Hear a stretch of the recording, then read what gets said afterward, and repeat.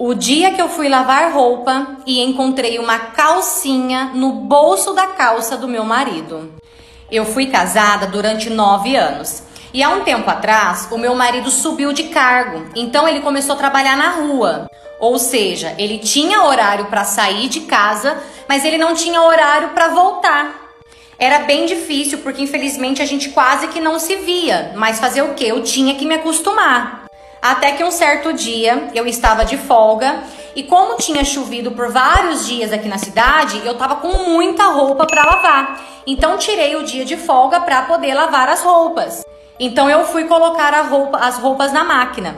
E como de costume, sempre colocando a mão nos bolsos para ver se não tem nada. Então eu peguei a calça de trabalho do meu marido e antes de colocar na máquina, eu coloquei a mão no bolso. E assim que eu coloquei a mão no bolso, eu tirei. E quando eu olhei, era uma calcinha, fio dental e suja. Quando eu vi aquela calcinha, a minha alma saiu do corpo. Afinal, a gente nunca teve desconfiança no nosso casamento. Eu e ele sempre fomos muito seguros. Eu nunca, nem passou pela minha cabeça, sabe, traição. Eu real, confiava muito nele. Então ali eu sentei e tentei me acalmar. Eu queria agir na razão. Eu não queria agir na emoção, sabe?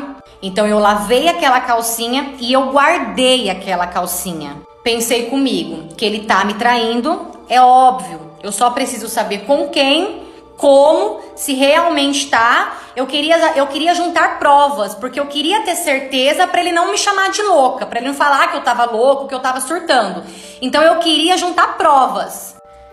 Aquele dia foi tão dolorido, eu passei o dia inteiro mal. Mas assim, mal mesmo, sabe? Sabe quando você se sente um lixo? O dia inteiro com esse sentimento. Quando ele chegou, eu tentei disfarçar. Eu não queria que ele desconfiasse de nada, então falei que eu só não tava bem mesmo. Tentei disfarçar no máximo. Nisso, ele foi tomar banho. O que eu fiz? Corri, peguei o celular dele e comecei a mexer. Comecei a procurar as coisas no celular dele. Eu virei o celular de ponta cabeça e eu não achei nada. Então, beleza. Não falei nada, continuei normal, tentando agir normal.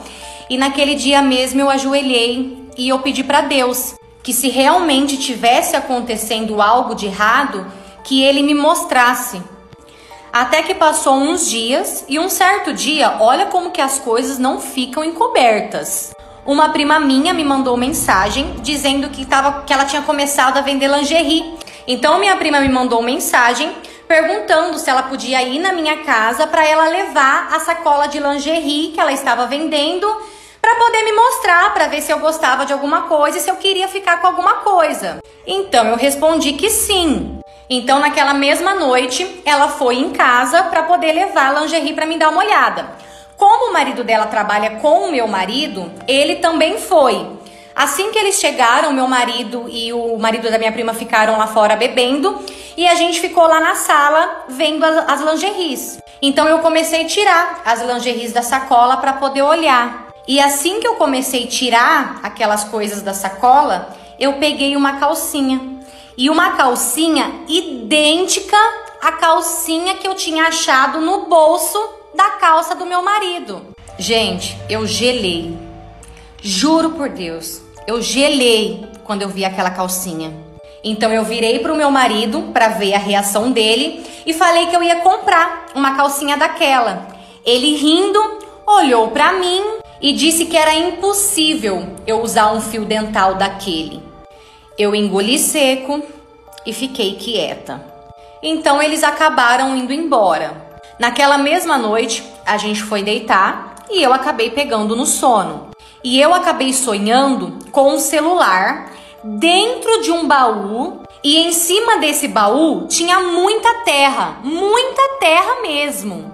E no sonho eu tentava abrir esse baú, mas eu não conseguia. Até que eu acabei acordando. Era 5 horas da manhã, levantei e fui pro banheiro.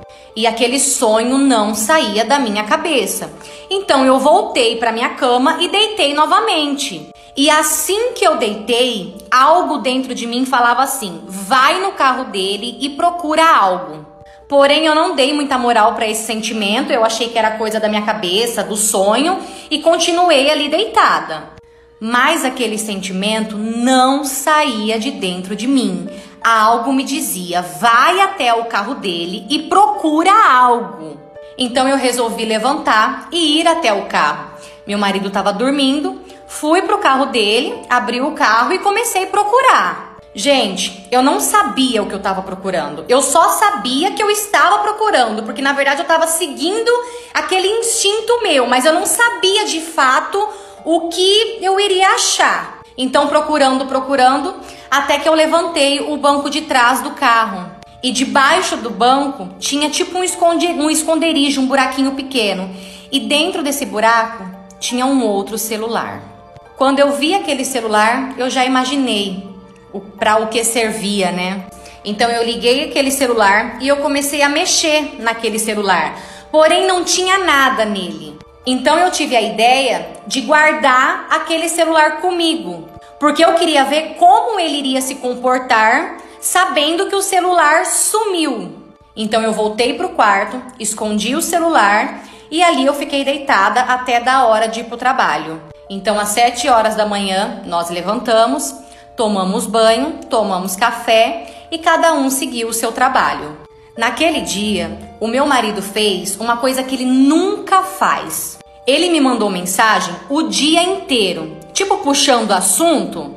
E eu entrei na onda dele, respondia normal. E ao mesmo tempo, eu com o celular dele, que estava no carro ligado, esperando alguma mensagem ou alguém entrar em contato, alguma coisa. Até que chegou uma mensagem nesse celular. E adivinha quem era? Sim, a minha prima. Aquela que vende lingerie e que o marido trabalha com o meu marido. E ali eu percebi que eles realmente só conversavam por aquele celular. Porque pela forma que ela estava mandando as mensagens, ele não tinha avisado nada a ela, ele não tinha conversado ainda com ela. E eu ali o tempo todo respondendo ela como se fosse ele. Então eu esperei passar uns dias e marquei uma janta em casa e chamei essa minha prima e o marido dela. Eu esperei todo mundo jantar e assim que a gente terminou de jantar, eu fui até o meu quarto, eu peguei aquela calcinha, peguei o celular e voltei para a cozinha. Assim que eu voltei para a cozinha, eu entreguei o celular na mão do marido da minha prima e entreguei a calcinha também na mão dele.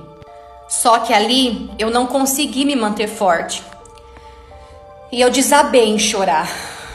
E comecei a explicar para ele que o meu marido e a mulher dele estavam tendo um caso.